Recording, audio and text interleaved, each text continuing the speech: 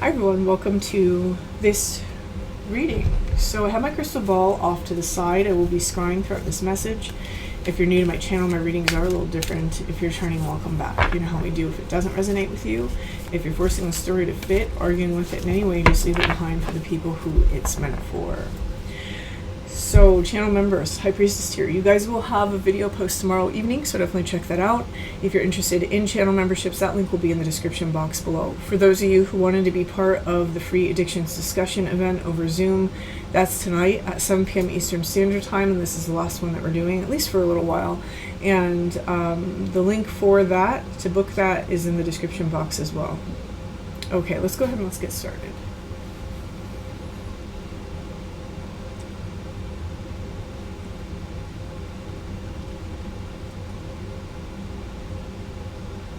Taking a step aside.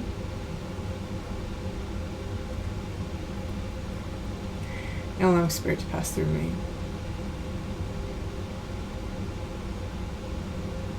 Opening up to receive information. Oh, that's a weird energy. Okay, so I'll give you, I'm getting all kinds of symbols, so I'll give you the first one that I got. I have this wagon. And this wagon has stuff on the back of it, and the wheel is broken. So someone here, it's like we were going somewhere, but along the way we got burdened down and we stopped. I'm seeing a city, and the city feels a little bit like a destination. So we knew where we were going. We knew what we wanted to do. But because we got burdened by something, maybe it is stuff that happened just because life lifed us. Maybe it's burdens that we put on our shoulder, responsibilities that we took that don't necessarily, I feel almost for some of you, it doesn't even belong to you. And others of you, it feels a little bit like I just became too serious about it, because serious energy is a block. So if we're too serious about something and we're putting too much pressure on ourselves, it's not the same as like taking a job seriously or doing something because we understand that it's go time. It's kind of like when people beat up on themselves and put too much pressure on themselves to get things right, that kind of seriousness. Now with this city, it's actually the Emerald City from the Wizard of Oz. And so this is kind of telling me that, like, one way that a person may view it is that what they were going for isn't even real. Maybe it's like in the process of stopping and having this block, we feel like our dream is an illusion. And the reality is that the dream is still magical. It just, maybe you had something kind of disenchanting happen, right? Maybe some layer of our expectancy got pulled away. Maybe it's not working out quite how we thought it was going to work out. Doesn't mean it can't still be amazing. So let's see. Okay, and the other thing that's coming in, it's almost like this side thing. I'm over here and I'm noticing that I'm over here doing this. And it's in my head, the way that it's translating is not as my body moving, it's translating as like I'm out at sea and there's a little red light, bloop, bloop, bloop, and I can see it through the fog off in the distance, and that's how I know I need to keep going that way. For some, it's almost like this dream. It's like there's something in it that is starting to call to us, or that is still staying alive, and it's not on consistently, it's just kind of blinking in the darkness. Whoever's message this is, whatever it is that you're on your way to doing, that you stopped and now you're questioning it, ask yourself if the questioning needs to be there. Because just because it's not going the way that you think that it's supposed to go doesn't mean it's not going the way that it should. There's this underlying energy to this stuck energy that feels a little bit like I'm just on a pause because I'm being given the space to A, recuperate, B, learn new things, and C, become, how do I want to say it, become industrious enough to create new skill sets. Sometimes blocks aren't blocks. Sometimes blocks are learning moments. They're like little teachers. Okay.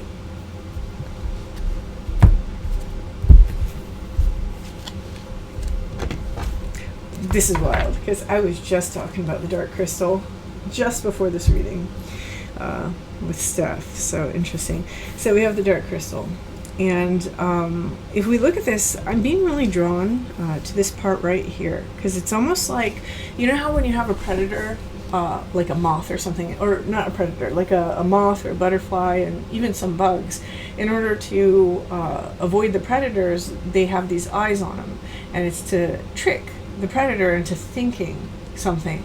It's almost like there's an element of that happening. While our goal may remain elusive, because now it seems sort of illusory and we're not sure that we were actually going for the right thing, it's almost like there's something about that goal itself that may transform. It's not that you have to transform the goal. It's not that you were going in the right direction. It's that in the hold period, there's something here that's being dismantled from quite possibly your war energy that is preparing you for the direction that you need to go in. When we have particular energies bogged, that's why. Okay, so when we have those things on the wagon, right? We have these energies that we've adopted along the way, and a lot of times they're viewpoints and their perceptions and their beliefs about ourselves that we don't even realize that we have. When we have those, they create these lenses, and the thing that we're trying to manifest will always get filtered through that lens. So if you're trying to go from point A to point Z, and that's what you're really trying to do for yourself, that point Z may have some sort of underlying energy that's going on that is being projected through a particular type of lens. And this hold period is trying to remove that lens. It's giving you the space to remove that lens so that when you get to point Z, that's no longer there. So what do I mean by that? For example, if you are someone who you've always wanted to be, fill in the blank, and you want to go for this job, but you're somebody that, you're really angsty and you're really reactionary, and you lash out when you feel triggered, and you carry war energy. You're at war with things. If you have that energy and you get to point Z, guess what's going to happen? You're gonna have war. You're gonna have like coworkers that are really combatant, and you're gonna have to fight for your place and all this stuff that you wouldn't necessarily have to have if that lens wasn't there. So there's something here that's happening, and it feels like it's in someone's favor. And my one dog's trying to talk. What are you trying to say? What are you trying to say? It's almost like there's a key, that this hold period is handing somebody a key. And thank you. The hold period is handing somebody a key so that they can unlock a particular part of the direction that maybe they hadn't considered before.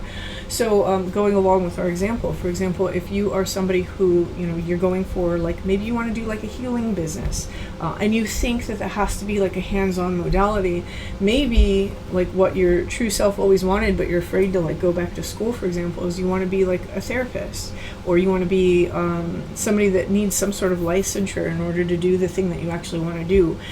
In order to do that, you have to have some door within your mind open up that says, I can do this, I can go back, I can make time, I can find the way.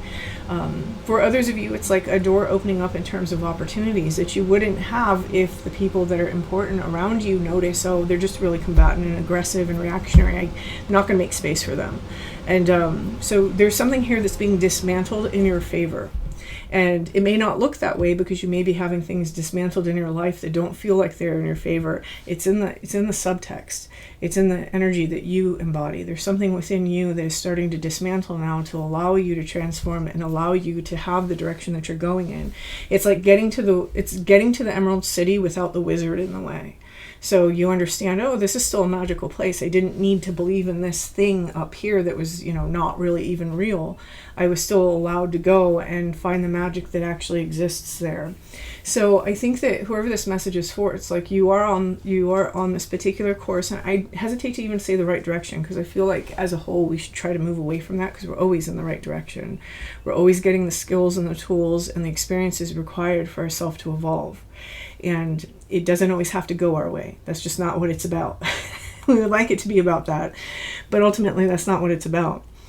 And the direction that you are going in, there's something new that's trying to come in. It's like a new energy that's trying to emerge from it. Because again, there's this whole feeling about dismantling. Remember that the dark crystal, its true power was when, I'm saying that and then now I don't remember. I think there was a shard that had to be put into the dark crystal, and that's kind of how I feel about this. It's almost like there's this one little energy that has to be implemented. But until we dismantle some sort of illusion, either about the place that we're trying to go or about ourselves, we're going to stay stuck. And it's not to put pressure on you. It's just saying that it's a natural process. You will get unstuck when that thing gets removed. And so not to worry about it, not to fret about it. It's nothing that can be forced. Time and experience are the things that tend to work the processes, and there's no getting around that.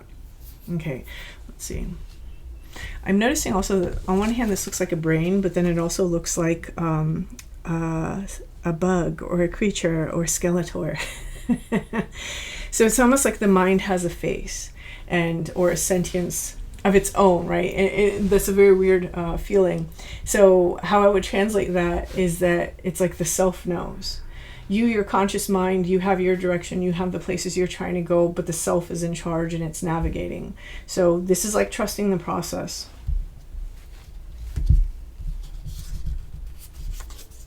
Okay.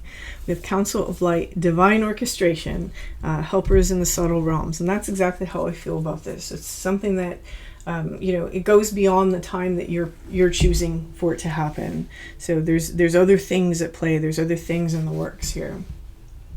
Okay. I want to do, yes, we're going to go over here.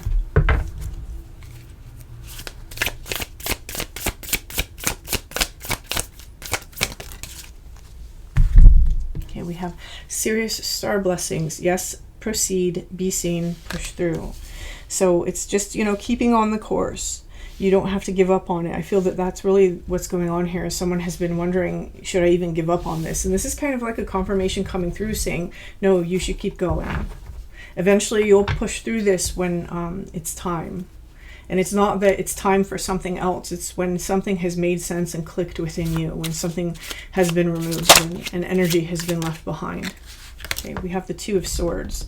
Again, we have this block showing up.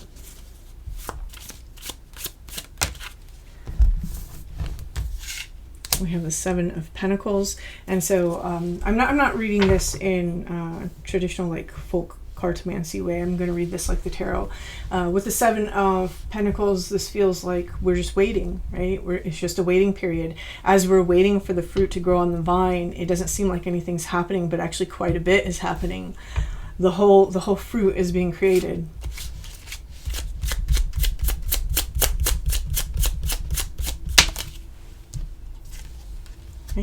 And then we have the Tower. Whenever the movement happens, it's going to come in very suddenly. It's like a sudden spark of inspiration, which is one of the meanings of the Tower. Or it's going to be a sudden like explosion, like something suddenly explodes, and instead of seeing it as, oh wow, this is a terrible moment, it's going to be, oh, that was in my way.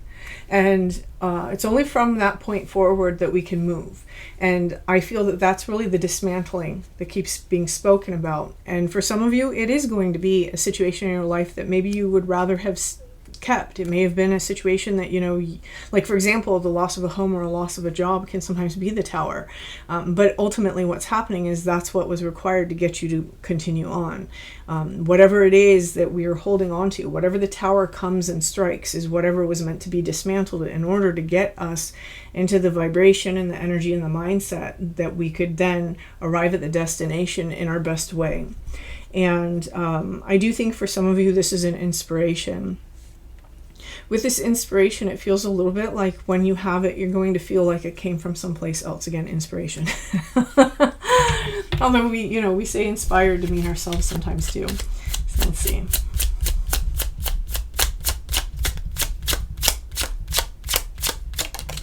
Okay, and then the Three of Swords. This is in regards to dismantling something around a heavy heart energy. I do feel that the heavy heart energy So one of the energies that really keeps us stuck, again, remember I was talking about the war energy.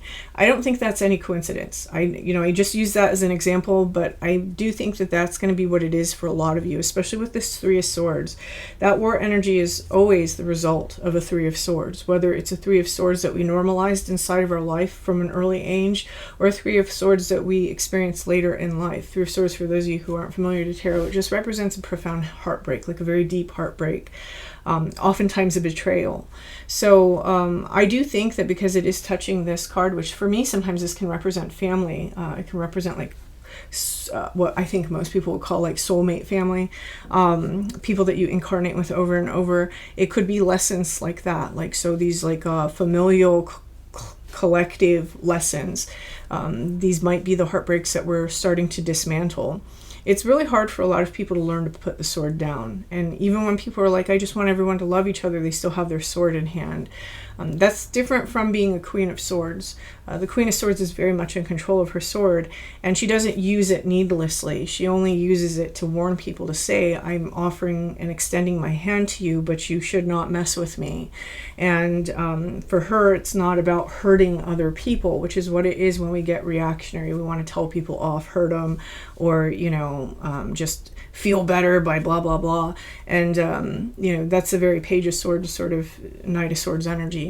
And so you may feel that you are moving on from that energy. Maybe you've recognized that energy inside of yourself.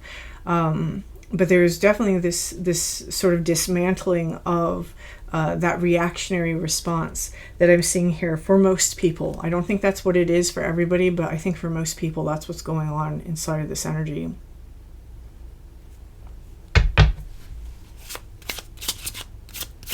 And there's a time and place for that too. I'm not saying to never say anything, right? That's not what I'm saying.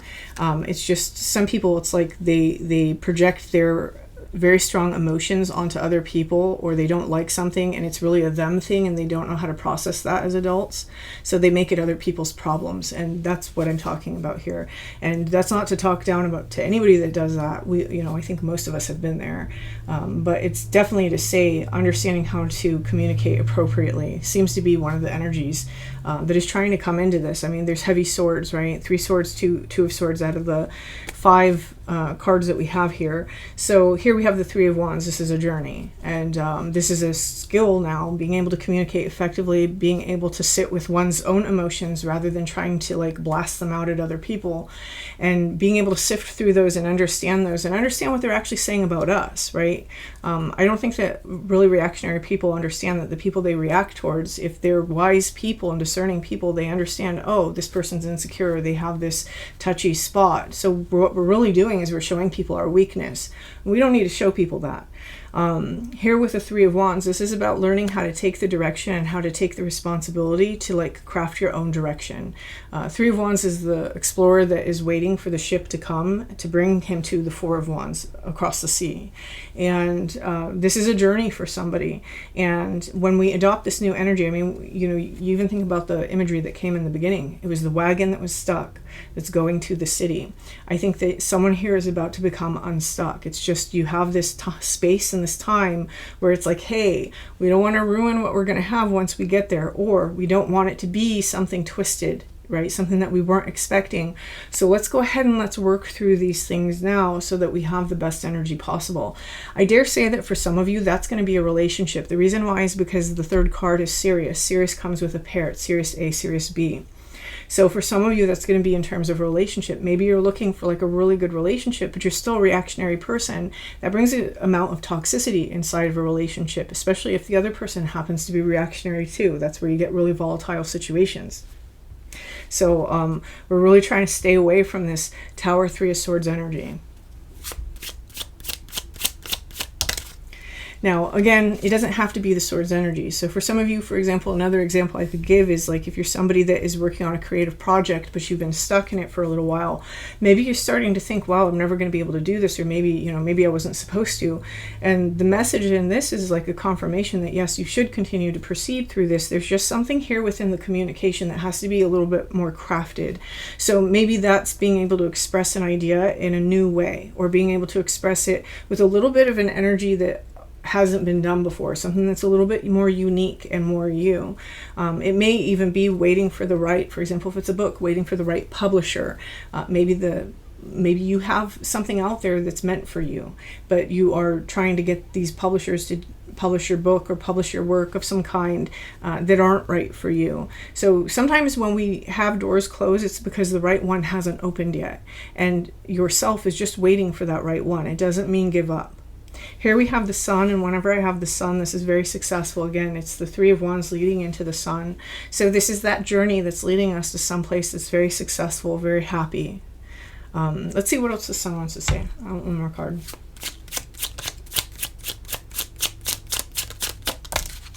Queen of Cups, yeah. Okay, and this is love. So this is really the embodiment of love, self-love, dedication, the things that we've committed to, the things that really fill our emotional cup. This is a journey where there's some sort of success, some sort of illumination, maybe even for some of you, a being in the spotlight that really allows you to feel like, wow, I've arrived, I've done this. This is really an honoring of the inner self.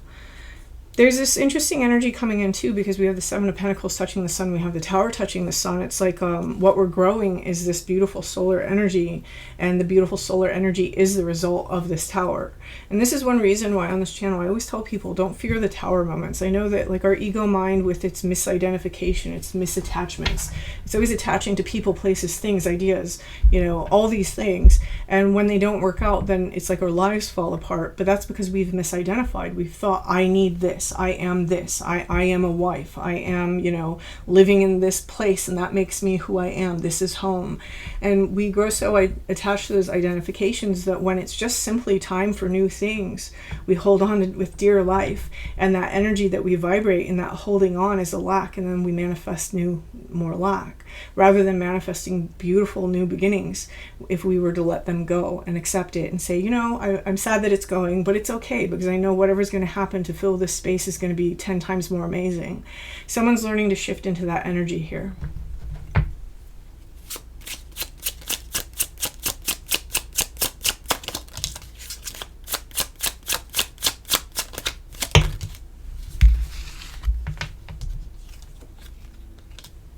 Yeah, this is about becoming the self-made man or woman, Nine of Pentacles.